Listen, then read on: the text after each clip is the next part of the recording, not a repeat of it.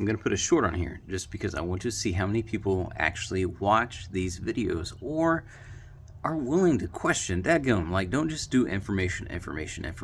Find a teacher, ask questions. Now, you found yourself a very unique teacher, but that's not something easy to say because you can't just see a teacher as in like on a poster and be like, teacher, because there's a lot of people out there that'll be like, oh, Christ, Buddha, Krishna, oh, I know them. Yeah, it's like, but did you ever sit with them?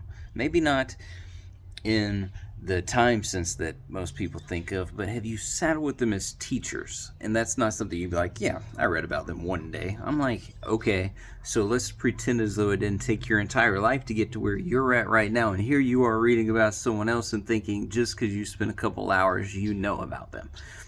Okay, that doesn't necessarily work.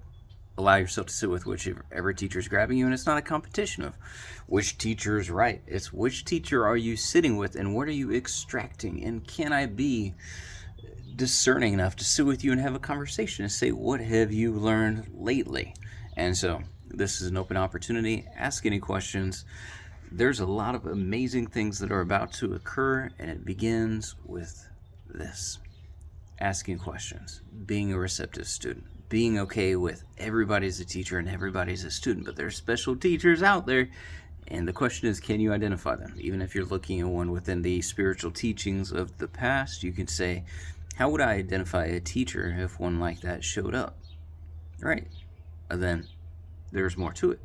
But to be able to perceive that teacher, you're going to have to perceive some other teachers throughout history to make sense out of it. So that's a beautiful kind of thing to be curious about and go seeking through.